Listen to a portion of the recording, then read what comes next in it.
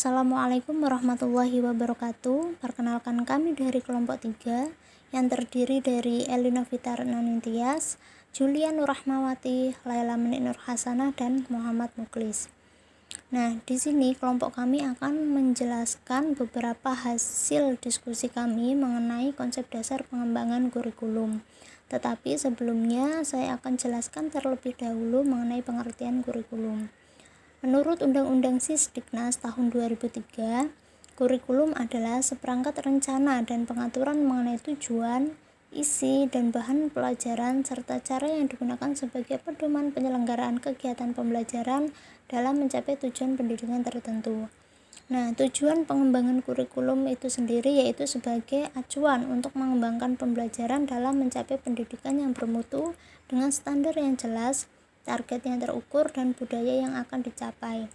Dalam mengembangkan kurikulum ada beberapa komponen yang terdiri dari tujuan, isi, strategi, dan evaluasi. Baik, seperti yang kita ketahui sendiri bahwa di Indonesia itu sudah beberapa kali mengalami pergantian kurikulum. Nah, yang terakhir ini pergantian kurikulum dari kurikulum 2013 ke kurikulum Merdeka. Nah, apa sih yang melatar belakangi pergantian kurikulum tersebut? Mari kita simak Indonesia sudah beberapa penjelasannya. kali melakukan pergantian kurikulum, mulai dari kurikulum pada tahun 1947 atau Rencana Pelajaran 1947, sampai pada kurikulum pada tahun 2013, kemudian pergantian kurikulum prototipe, dan saat ini Kementerian Pendidikan Indonesia sedang merencanakan untuk pemberlakuan kurikulum Merdeka pada tahun ajaran 2022-2023. Pergantian kurikulum ini bukan tanpa alasan, namun memiliki latar belakang kurikulum menjadi kurikulum Merdeka, yaitu yang pertama, materi pembelajaran di kurikulum 2013 terlalu padat sehingga guru kekurangan waktu pembelajaran dan penggalian materi di kurikulum sebelumnya. Selanjutnya, kurikulum terdahulu tidak fleksibel dan disesuaikan dengan kebutuhan peserta didik. Padahal, peserta didik dan masing-masing sekolah memiliki kebutuhan yang berbeda-beda. Selanjutnya, sekolah diwajibkan untuk menerapkan kurikulum 2013 secara keseluruhan. Padahal, masing-masing sekolah memiliki kemampuan dan kebutuhan yang berbeda-beda terhadap peserta didik dalam penerapan kurikulum. Sehingga kurikulum ini dianggap kaku dan tidak fleksibel. Selanjutnya, kurikulum terdahulu, siswa tidak memiliki kebebasan dalam memilih mata pelajaran yang diminati, sehingga pembelajaran dianggap membosankan dan kurang beragam, dan kemudian siswa tidak berminat dalam pelajaran. Hal yang mendasari kurikulum Merdeka berbeda dengan kurikulum sebelumnya, yaitu yang pertama, penerapan pembelajaran yang sesuai dengan perangkat ajar dan didasarkan pada kebutuhan serta karakter peserta didik, sehingga antara satu sekolah dengan yang lain dapat menggunakan perangkat pembelajaran yang berbeda. Selanjutnya, yang kedua, kemerdekaan peserta didik. Artinya, peserta didik dianggap individu yang bebas menentukan pilihannya sesuai dengan minat dan kemauannya. Sehingga dalam pembelajaran, peserta didik tidak dibatasi dan ditentukan secara terbatas pilihannya. Peserta didik bebas memilih pelajaran yang diminati. Selain itu, guru juga diberikan kewenangan untuk mengatur atau menentukan alur pembelajaran di kurikulum Merdeka, serta jenis-jenis aktivitas yang ada dalam penerapan kurikulum Merdeka lebih relevan dan banyak memberikan ruang untuk tugas berbasis proyek atau project based yang berkelompok. 2013 menjadi kurikulum Merdeka berkaitan dengan pengembangan kurikulum. Kurikulum Merdeka memiliki dasar yang disesuaikan dengan perubahan peradaban di abad ke-21, sehingga perubahan kurikulum bukan hanya sekedar pergantian nama, namun juga pengembangan kurikulum yang disesuaikan dengan peradaban, perkembangan ilmu pengetahuan, paradigma yang berubah. Meski demikian, perubahan dan pengembangan kurikulum selalu didasarkan pada landasan pendidikan di Indonesia dan pastinya menuju ke arah yang lebih baik. Kurikulum Merdeka didasarkan pada pendidikan yang humanis, artinya peserta didik memiliki kebebasan dan kemerdekaan dalam menentukan pilihan. Kurikulum Merdeka menitik beratkan pada filosofi pendidikan yang digagas oleh Ki Hajar Dewantara, yaitu memanusiakan manusia. Artinya, individu tidak boleh dikekang atau dibatasi untuk menentukan pilihan hidup, baik pilihan penjurusan, mata pelajaran, dan pembelajaran. Setiap individu adalah manusia merdeka yang berhak menentukan arah hidupnya sendiri sesuai dengan minat dan bakatnya yang kemudian disesuaikan dengan kebutuhan peserta didik. Ketiga, menurut Anda apakah kebijakan pemerintah tentang kurikulum berdampak pada proses pembelajaran yang Anda lakukan? Kalau menurut kelompok kami ini sangat berdampak karena kurikulum merdeka itu memberikan proses pembelajaran yang lebih baik dan menarik. Selain itu, dalam kurikulum merdeka, guru dibebaskan dalam menggunakan berbagai metode yang ada yang membuat proses pembelajaran lebih bervariatif. Kurikulum merdeka menciptakan ruang terbuka belajar yang mampu menyesuaikan karakteristik dan kompetensi peserta didik sehingga proses belajar tidak dipukul secara merata.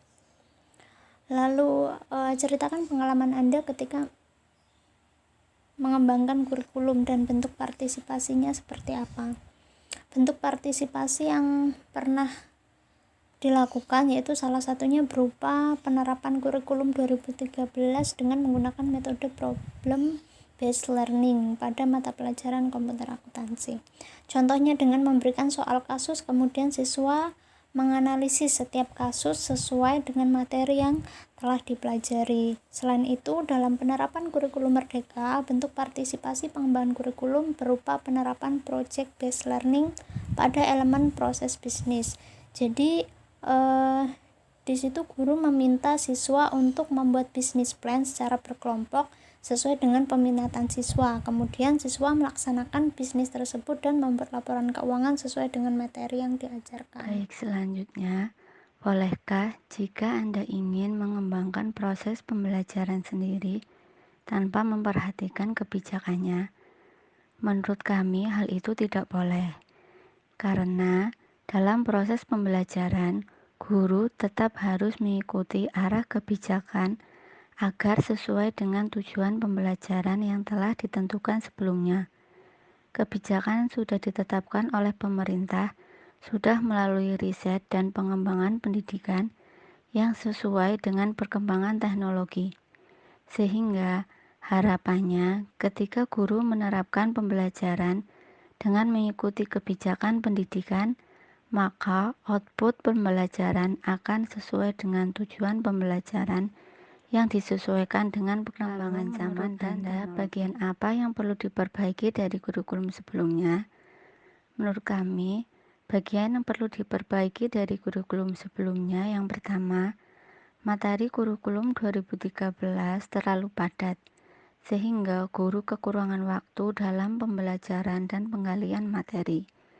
Yang kedua, pelaksanaan kurikulum terlalu kaku dan tidak fleksibel. Yang keempat, dihapuskannya penjurusan di tingkat SMA, sehingga siswa dibebaskan memilih pembelajaran yang diminatinya.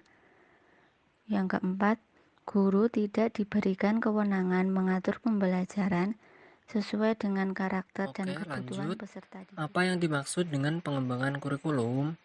Nah, dari hasil diskusi kami dapat diketahui bahwa pengembangan kurikulum merupakan proses perencanaan dan penyusunan kurikulum yang dilakukan oleh pengembang ataupun ahli kurikulum, yang mana telah melakukan kegiatan sesuai dengan prosedur agar kurikulum yang dihasilkan dapat menjadi bahan ajar dan acuan yang digunakan untuk mencapai tujuan pendidikan secara nasional. Nah, pada dasarnya pengembangan kurikulum mengarahkan kurikulum yang sekarang ke tujuan pendidikan yang diharapkan, karena adanya berbagai pengaruh yang sifatnya positif dengan harapan agar peserta didik dapat menghadapi masa depan dengan baik. Dengan kata lain, pengembangan kurikulum merupakan perubahan dari satu kurikulum ke kurikulum lain. Misalnya nih, dari kurikulum K13 menuju kurikulum merdeka yang pastinya sudah dirancang dengan sesuai prosedur. Lanjut ke prosedur pengembangan kurikulum. Dalam pengembangan kurikulum terdapat 5 tahapan. Nah, tahapan yang pertama adalah analisis dan diagnosis kebutuhan. Analisis kebutuhan dapat dilakukan dengan mempelajari 3 hal, yaitu kebutuhan siswa, kebutuhan masyarakat atau dunia kerja, dan harapan-harapan dari pemerintah atau kebijakan pendidikan. Nah, hasil analisis dari ketiga aspek ini tadi kemudian didiagnosis untuk disusun menjadi serangkaian kebutuhan sebagai bahan masukan bagi kegiatan pengembangan tujuan. Lanjut ke tahap yang kedua, yaitu merumuskan tujuan dalam kurikulum berhierarki, mulai dari tujuan yang paling umum atau kompleks, sampai pada tujuan-tujuan yang lebih khusus dan operasional. Tujuan-tujuan ini nanti meliputi tujuan pendidikan nasional, tujuan institusional, serta tujuan instruksional. Tahapan yang ketiga adalah pengorganisasian materi. Hal ini berkaitan dengan kegiatan memilih, menilai, dan menentukan jenis bidang studi apa yang harus diajarkan pada suatu jenis dan jenjang persekolahan.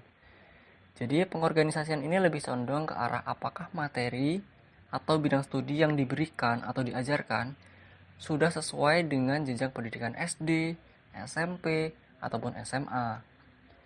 Adapun patokan kegiatan tersebut ditentukan oleh tujuan-tujuan dari jenis dan jenjang sekolah yang bersangkutan. Tahap yang keempat adalah pengorganisasian pengalaman belajar, yaitu cara memilih dan pengorganisasian pengalaman belajar yang dilakukan dengan menggunakan berbagai pendekatan, strategi, metode, serta teknik yang disesuaikan dengan tujuan dan sifat materi yang akan diberikan. Tahapan yang kelima atau terakhir adalah penggunaan alat evaluasi. Pengembangan alat evaluasi ini nanti dimaksudkan untuk menelaah kembali apakah kegiatan yang telah dilakukan itu tadi sesuai dengan tujuan yang telah ditetapkan. Nah, penggunaan alat evaluasi ini harus mampu menjawab dua pertanyaan. Yang pertama adalah, apakah kegiatan-kegiatan yang dikembangkan dan diorganisasikan itu tadi mampu mencapai tujuan pendidikan yang dicita-citakan. Yang kedua adalah, apakah kurikulum yang telah dikembangkan itu dapat diperbaiki dan bagaimana caranya memperbaikinya. Nah, setelah informasi atau jawaban terhadap kedua pertanyaan tersebut diperoleh, langkah selanjutnya adalah memutuskan dan menetapkan bahwa kurikulum itu diberlakukan dan dilaksanakan. Nah, itu tadi prosedur dalam pengembangan. Kesimpulannya adalah kurikulum merupakan bagian terpenting dari perbaikan sistem pendidikan suatu negara. Dengan mempelajari sejarah pengembangan kurikulum, maka akan diperoleh informasi berharga mengenai keberhasilan serta kegagalan dalam sebuah kurikulum. Pengembangan kurikulum tidak dapat dilakukan secara serta-merta oleh seseorang, karena dibutuhkan keahlian serta prosedur yang harus dilakukan dalam pengembangannya. Oleh karena itu, pengembangan kurikulum dilakukan oleh ahli pengembang yang diharapkan mampu menjamin terwujudnya tujuan pendidikan secara nasional.